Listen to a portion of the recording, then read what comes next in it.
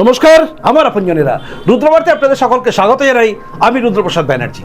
হঠাৎ করেই social media জুড়ে একটা খবর, যে খবরটা দ্রুততার সঙ্গে গোটা দেশ জুড়ে ছড়িয়ে যাচ্ছে। সবচেয়ে বেশি ছড়াচ্ছে বিহার এবং পশ্চিমবঙ্গের মধ্যে। খবরটা কি জানেন? খবরটা হচ্ছে বিহারের 4টে জেলা এবং পশ্চিমবঙ্গের 2টো জেলাকে নিয়ে নাকি অমিত শাহ এবং মোদীজি চাইছেন কেন্দ্রশাসিত একটা অঞ্চল তৈরি করতে। তার কারণ চিকেন নেককে সুরক্ষিত রাখতে। অদ্ভুতভাবে একটা জিনিস তৈরি করা হচ্ছে, ভুয়ো খবর তৈরি করা হচ্ছে। তার পেছনে আপনি ভাববেন একটা সামান্য ভুয়ো খবর, না, এর পেছনে রয়েছে একটা গভীর চক্রান্ত। আর যে গভীর চক্রান্ত কিন্তু রাজনীতির মোড়কটাকে বদলানোর চেষ্টা করছে। অর্থাৎ রাজনীতির পরিস্থিতির মধ্যে একটা ফায়দা তোলার জন্য, একটা পক্ষকে সুবিধা করে দেওয়ার জন্য অদ্ভুত একটা গেম তৈরি করেছে। যে গেমটা কিন্তু ধরে নিয়েছে সবাই, কিন্তু অনেকেই বাংলার বুকে জানেন না। যেটা নিয়ে এই রাজ্যে মুখ্যমন্ত্রী মমতা বন্দ্যোপাধ্যায় এবং তার দলবল চাইবে নতুন করে একটা নতুন ন্যারেটিভ তৈরি করতে, যে এই রাজ্যে বিজেপি চাইছে অন্য কিছু করতে। আর সেগুলো কি জানেন? চলুন ধাপে ধাপে বলি আপনাদের। হঠাৎ করে একটা খবর বিভিন্ন এক্স হ্যান্ডেল থেকে শুরু করে সব জায়গায়, মানে সোশ্যাল মিডিয়ায় ছেয়ে গেছে। সেটা কি জানেন?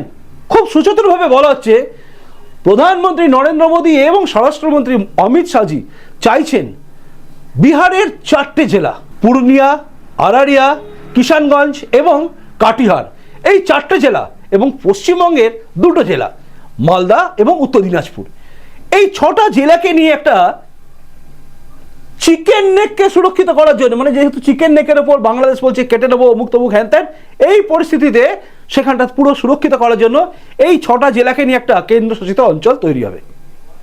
এটা দ্রুততার সঙ্গে ছড়িয়ে দেওয়া হলো। অনেকেই বিশ্বাস করেছেন যে হ্যাঁ, বাহ, ভালো পদক্ষেপ নিচ্ছে কেন্দ্র সরকার। কিন্তু আসল কথা হচ্ছে এটা একটা ফেক নিউজ। কারণ পিআইবি এটা ফ্যাক্ট চেক করে বুঝিয়ে দিয়েছে যেটা হচ্ছে সবচেয়ে বড় মিথ্যা কথা। কারণ সেন্ট্রাল গভর্নমেন্ট বা সরকার, কেন্দ্র সরকার কোনো সিদ্ধান্ত এরকম নেয়নি। সম্পূর্ণ একটা ফেক নিউজ ছড়ানো হচ্ছে। কিন্তু এর পেছনে কারণ কি আছে? শুধুমাত্র কি একটা ভুয়ো খবর ছড়িয়ে দেওয়া হচ্ছে? না, এর পেছনে রয়েছে গভীর রাজনৈতিক ষড়যন্ত্র। যে ষড়যন্ত্রের জাল কিন্তু চারিদিক থেকে বুনে এই রাজ্যটাকে তৈরি করার চেষ্টা করা হচ্ছে, মানে এই রাজ্য যাতে পরিবর্তন না হয়। খোলসা করে বলি, বিহারের পূর্ণিয়া থেকে শুরু করে আরারিয়া, কাটিহার এবং কিষানগঞ্জ, এই 4টে জেলাকে বলা হচ্ছে আলাদা করা হবে। আপনারা জানেন বিহারের পরিস্থিতি আজকে কি? নীতিশ কুমার যে মুহূর্তে পদত্যাগ করেছে এবং যে মুহূর্তে তিনি রাজ্যসভার সাংসদ হওয়ার জন্য মনোনয়নপত্র পেশ করে দিয়েছেন, তখনই বিহারে একটা রাজনৈতিক পরিস্থিতি, ডামাডোল পরিস্থিতি তৈরি হয়েছে। এটা আপনারা জানেন। এবং সেই ডামাডোল করা রাজনীতির পরিস্থিতির মধ্যে ফায়দা তোলানোর জন্য এই খবরটা রটিয়ে দেওয়া হলো। কারণ বিহারের ওই 4টে জেলায় কিন্তু মুসলিম অধ্যুষিত এলাকা, এবং তার সঙ্গে সঙ্গে তাই নয়, এটা সীমান্তবর্তী অঞ্চল হওয়ার ফলে সেখানে অনুপ্রবেশকারীদের সংখ্যাও আছে বলে সবাই ধারণা করে। সুন্দর একটা ন্যারেটিভ তৈরি করা হচ্ছে এবং এর সাপোর্টে এমন একটা কথা বলা আছে যেটা অনেকে হয়তো বিশ্বাস করে ফেলেছেন, যারা জাতীয়তাবাদী তারাও হয়তো বিশ্বাস করে ফেলেছেন। কারণ ওইখানে বিহারের রাজ্যপালকে পরিবর্তন করে আনা হয়েছে সৈয়দ আতা হাসনাইন। সৈয়দ আতা হাসনাইন হচ্ছেন লেফটেন্যান্ট জেনারেল, প্রাক্তন লেফটেন্যান্ট জেনারেল। তিনি কিন্তু একজন দুধে আর্মি অফিসার এবং তিনি তার সঙ্গে সঙ্গে তিনি অনেকগুলো বড় বড় অপারেশনে তিনি ছিলেন। এবং ভারতবর্ষের বুকে যখনই কোনো প্রবলেম তৈরি হচ্ছে, এই টাইপের অফিসার কিন্তু অনেক কাজ করেছেন। তার ব্যাক হিস্ট্রি বলে এগুলো। তার ইতিহাস কিন্তু খুব সুন্দর, মানে বীরের মতো একজন বীর। সেই বীরকে তাকে দেওয়া হয়েছে কোথায়? না, বিহারের রাজ্যপাল করা হয়েছে। আবার পশ্চিমবঙ্গের রাজ্যপালও কিন্তু পরিবর্তন হয়েছেন। এখানে এসছেন আর.এন. রবি। আর.এন. রবি হচ্ছেন প্রাক্তন একজন পুলিশ অফিসার এবং তার সঙ্গে সঙ্গে তিনি হচ্ছেন প্রাক্তন সেই মানুষ, যে মানুষটা কিন্তু এই দেশের নিরাপত্তার ব্যাপারে সবচেয়ে বেশি আমরা যাকে বিশ্বাস করি বা ভাবি, সেটা হচ্ছে অজিত দোভাল। সেই অজিত দোভালের খুব কাছের মানুষ, অ্যাসোসিয়েট। তাই তার নামটাও সামনে আনা হচ্ছে এবং এই টুইটগুলো করা হচ্ছে এবং এক্স হ্যান্ডেলে পোস্ট করা হচ্ছে এই কারণ হচ্ছে এগুলোকে দিয়ে একটা ন্যারেটিভ তৈরি করা হচ্ছে যে দেখো এরা সবাই আছে, এদেরকে রাখা হচ্ছে। তার কারণ হচ্ছে এই জন্য এই জায়গাগুলোকে কেটে একটা নতুন কেন্দ্রশাসিত অঞ্চল তৈরি করা হবে। আর মানুষ এটাকে বিশ্বাস করতে চলেছে, কারণ মানুষকে বোঝানো হচ্ছে। পিআইবি জানিয়ে দিয়েছে যে এই সমস্ত কথা হচ্ছে মিথ্যে। এবার আমি আপনাদের বলছি, বিহারের এই পরিস্থিতির মধ্যে এই রকম খবর যদি যায়, বিহারের সেই জায়গার অংশের লোকেরা খেপে উঠবে। মানে বিহারে তৈরি হবে একটা রাজনৈতিক অরাজকতা, যেটার ফায়দা নিতে চলেছে অন্যান্য দলের লোকেরা। তারা চাইছে এটাকে স্প্রেড করার জন্য। জানেন আপনারা, বারবার নির্বাচনের আগে বিভিন্ন সময় ফেক নিউজ ছড়ানো হয়েছে, আপনারা জানেন।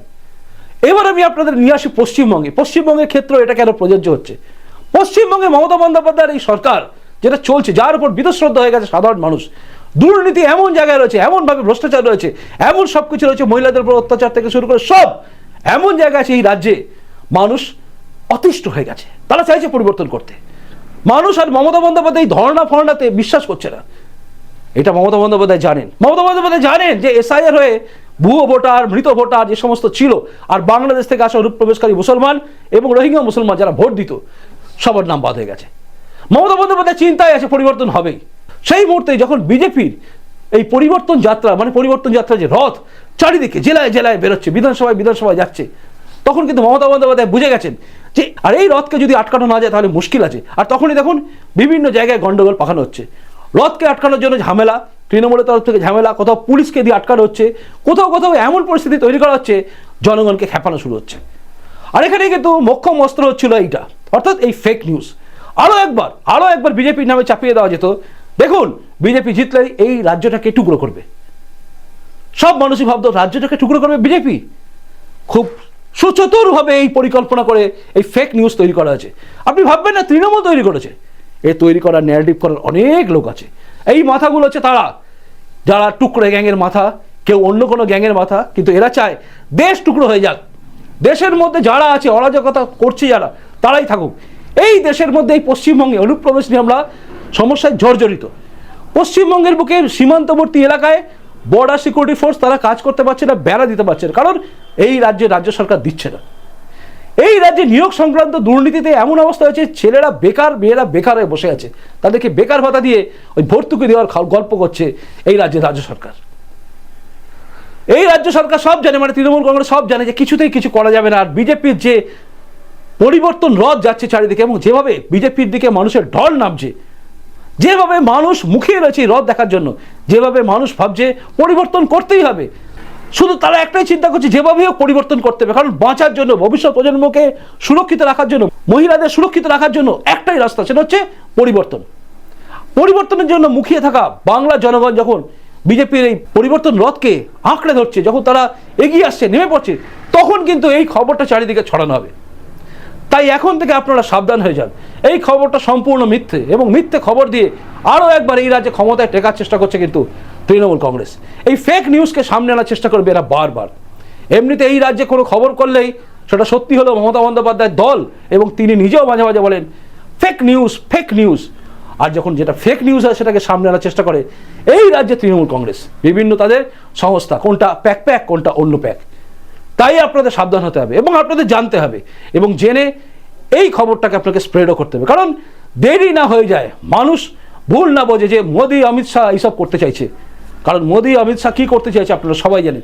অমিত শাহজি বলেই দিয়েছিলেন এখানে এসে যে 45 দিনের মধ্যে অষ্টম পে কমিশনের মধ্যে নিয়ে যাবে এই রাজ্যের রাজ্য সরকারি কর্মচারীদের, এবং যে সমস্ত ডিএ আছে, বকেয়া ডিএ আছে, সব পাবে তারা।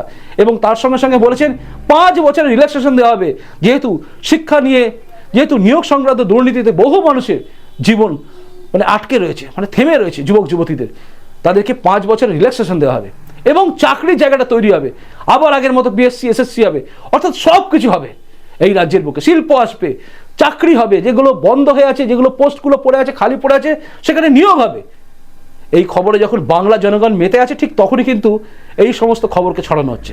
তাই এর কাউন্টার করার জন্য এই প্রতিবেদনটাকে আপনি শেয়ার করবেন, এটা আমি আশা করব, কারণ পরিবর্তন তখনই হবে যখন আপনিও চাইবেন, আমিও চাইব পরিবর্তন করতে, তাই না? কি ভাবছেন আপনি? কমেন্ট বক্সে লিখুন। আপনাদের কমেন্টসের অপেক্ষা আমি রইলাম, আর আমার পরবর্তী প্রতিবেদন দেখার অপেক্ষায় আপনি থাকুন। আসি, নমস্কার, বন্দে মাতরম, ভারত মাতা জয় হোক, জয় হিন্দ।